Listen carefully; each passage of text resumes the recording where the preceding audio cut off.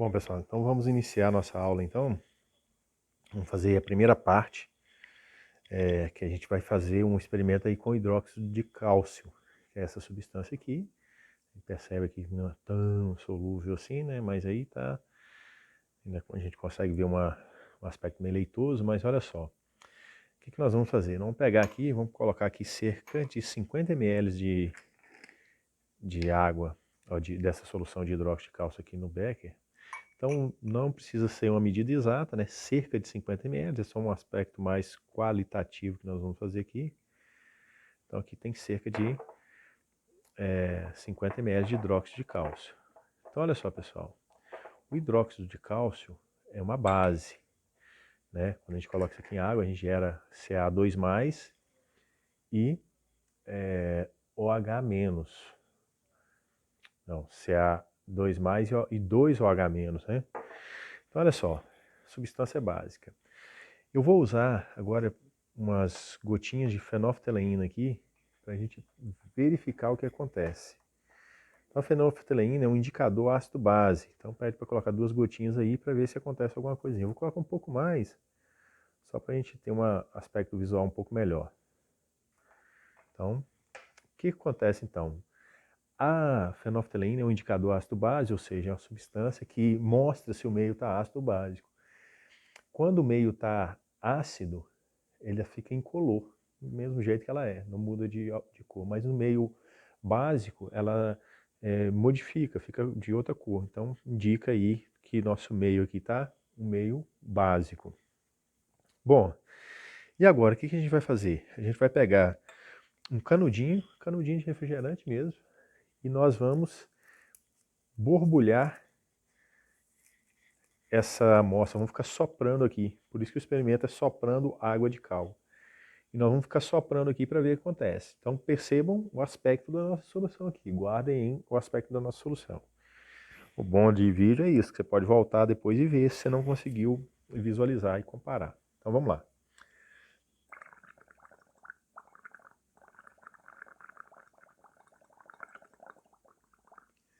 Ele fala para a gente soprar aqui cerca de 2 minutos. Eu vou estar borbulhando aqui.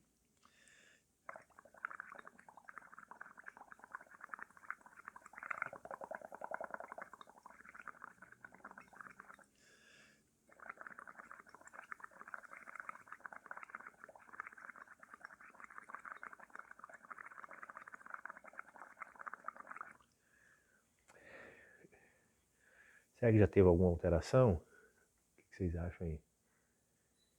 Bom, vamos continuar, né?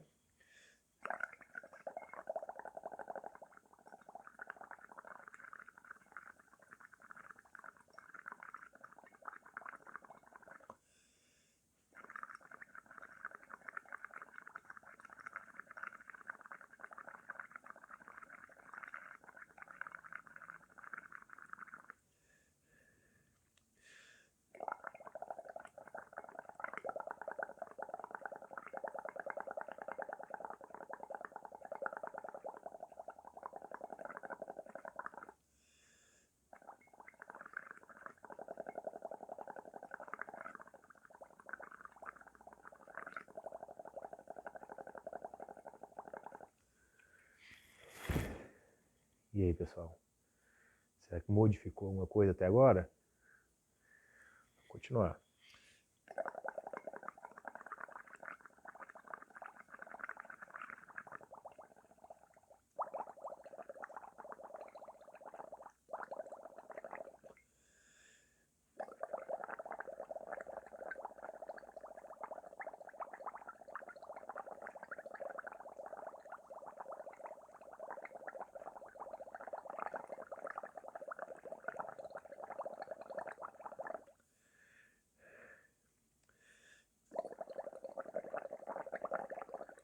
Não sei se dá para perceber aí o aspecto que está ficando a nossa mistura aí.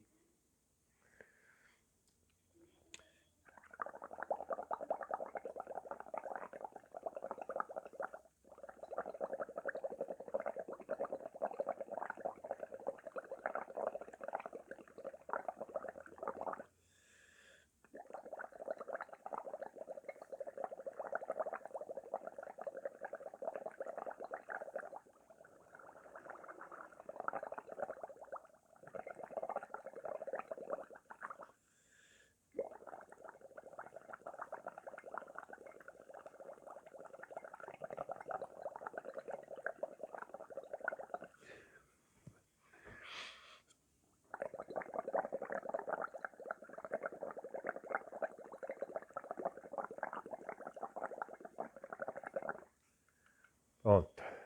Olha só que legal. Então o meio agora não está mais básico. Então agora nós temos aqui uma... Lembram? Da solução inicial era isso aqui. A gente colocou o indicador ácido base só para indicar que o meio está básico. Agora nós temos isso aqui e o meio não está básico mais.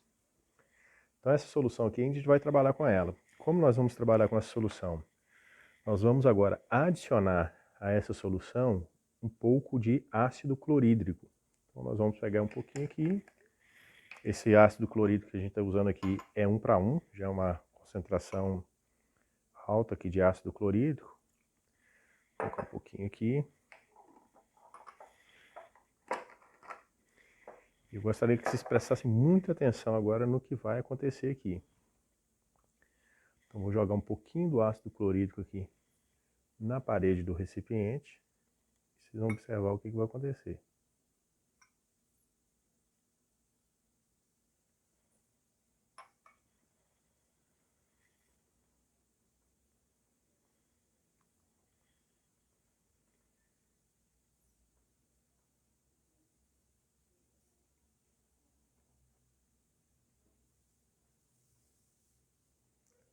Beleza?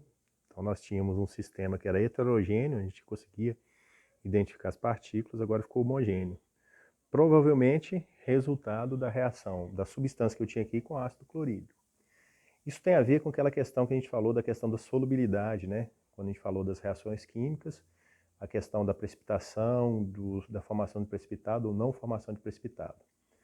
Então, pessoal, essa é a nossa primeira parte da prática, né? É lógico que vocês têm que estudar um pouco sobre as reações químicas, ler a prática, ler o roteiro de prática, para acompanhar essa nossa aula.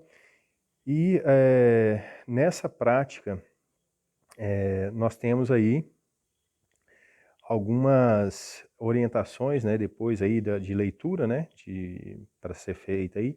Tem um artigo da Química Nova na Escola, né, soprando água de cal, onde é feita uma discussão. É uma discussão mais simples, né, mas é bom a gente fazer a leitura. O mesmo acontece lá com a terceira prática que a gente vai ver também.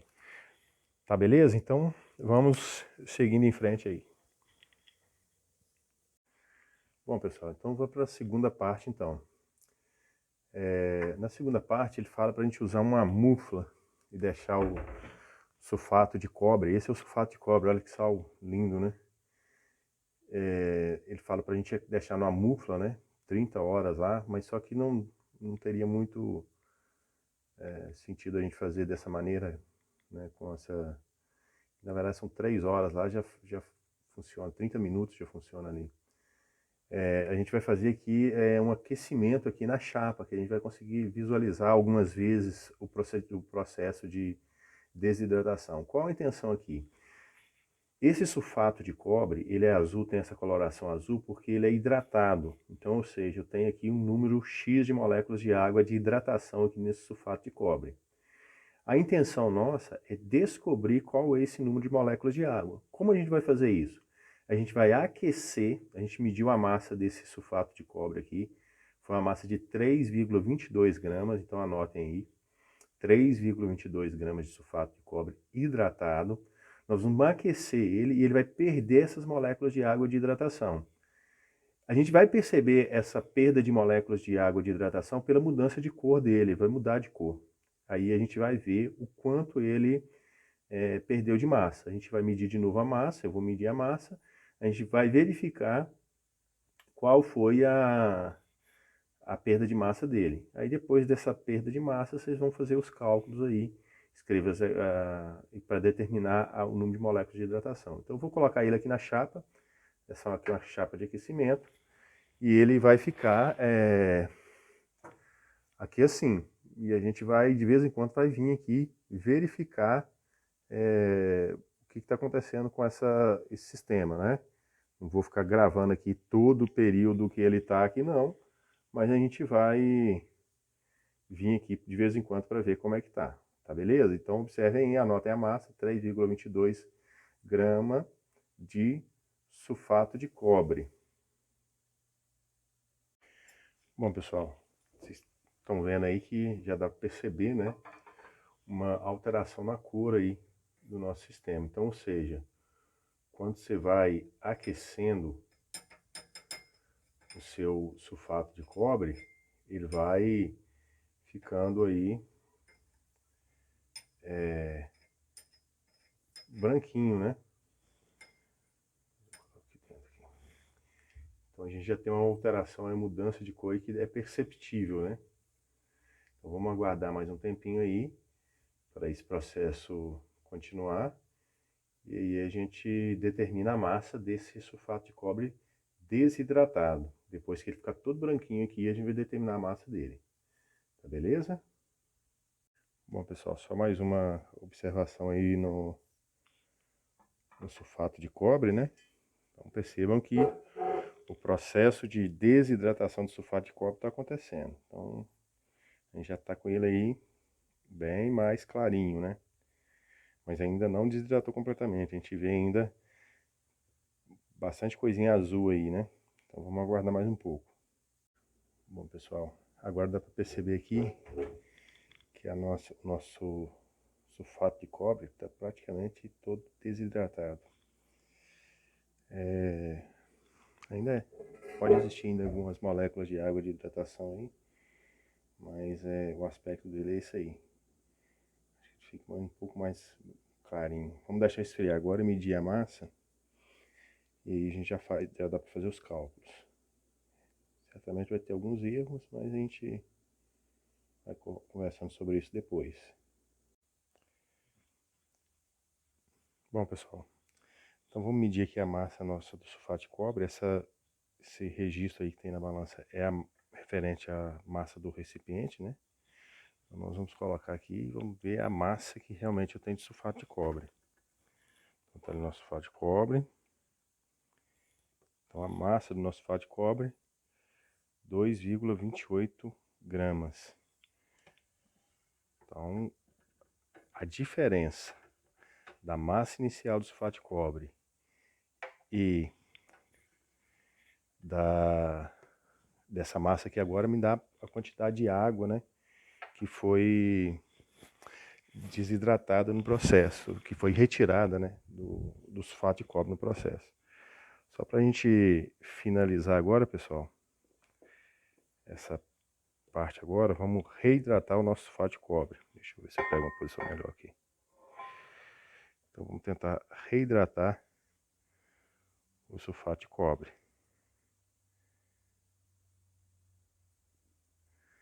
Aí, ó, reidratando. Então, ou seja, a coloração que a gente tinha aqui, a azulzinha, é o sulfato de cobre hidratado. Então, se eu pegar o sulfato de cobre anidro, ou seja, sem moléculas de água, de hidratação, ele vai ficar branquinho. Beleza.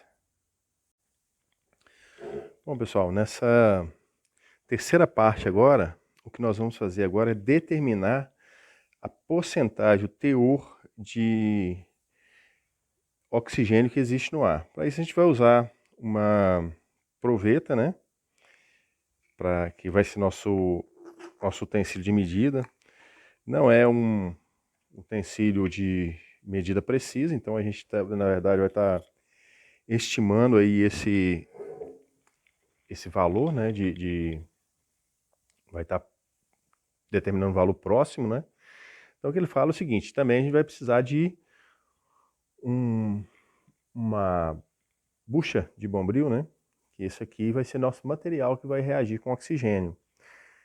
E a superfície desse material aqui já está toda, já reagiu completamente com oxigênio. Então o que a gente vai fazer?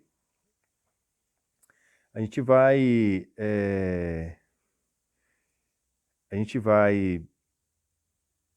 limpar essa superfície aqui com um vinagre. Então eu vou colocar um vinagre aqui.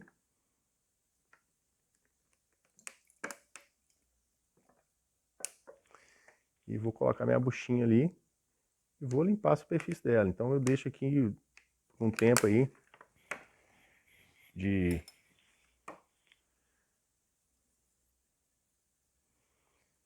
1 minuto aproximadamente. Vamos guardar aqui um minutinho. Depois disso eu vou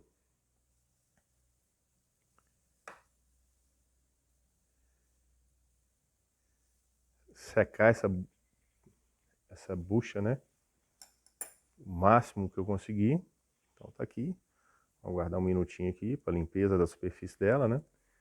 Com esse vinagre ele retira, né, os produtos aí, deixa o ferro que compõe a bucha aqui exposto para que a gente faça a reação. Então é só a gente depois aqui a gente tirar o excesso aqui, sacudindo aqui na pia, tirando mesmo aqui na pia o excesso, e a gente vai colocar aí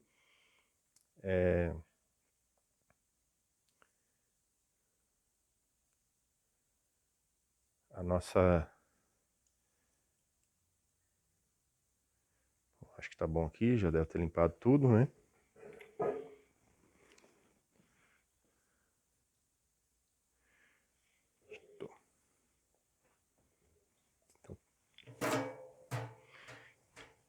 Aqui atrás de onde eu tô filmando tem uma pia, já facilitou aqui o processo aqui. Então tá aqui a nossa palha de aço aí, depois de ser teoricamente limpa. Professor, mas não fica um resíduozinho aí? Fica. Então, pessoal, agora a gente vai colocar aqui essa palha de aço aqui no fundo aqui, ó.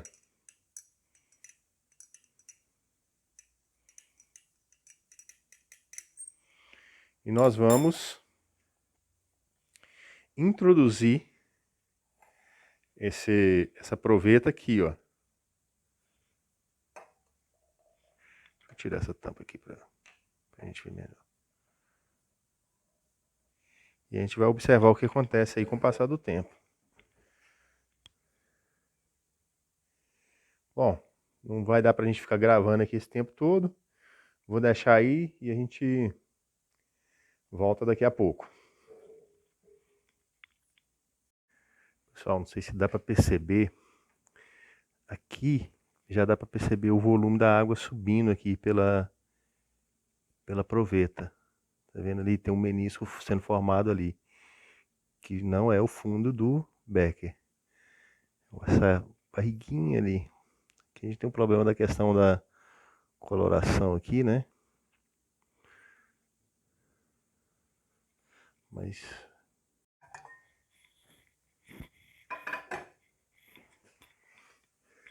aqui, pessoal, não sei se dá para perceber, aqui a gente já tem o nosso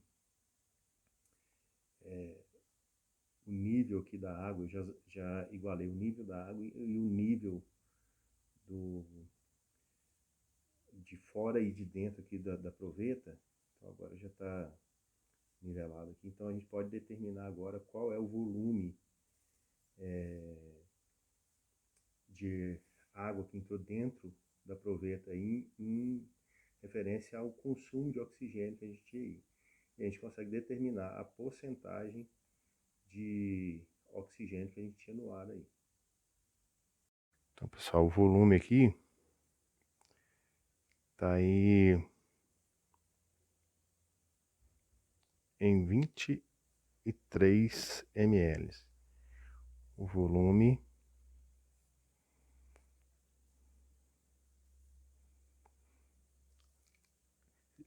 de água que subiu pela proveta aí. Agora a gente tem que determinar qual é o volume total de uma proveta dessa, que era o volume que a gente tinha de oxigênio, de ar. E essa quantidade aqui é exatamente de oxigênio.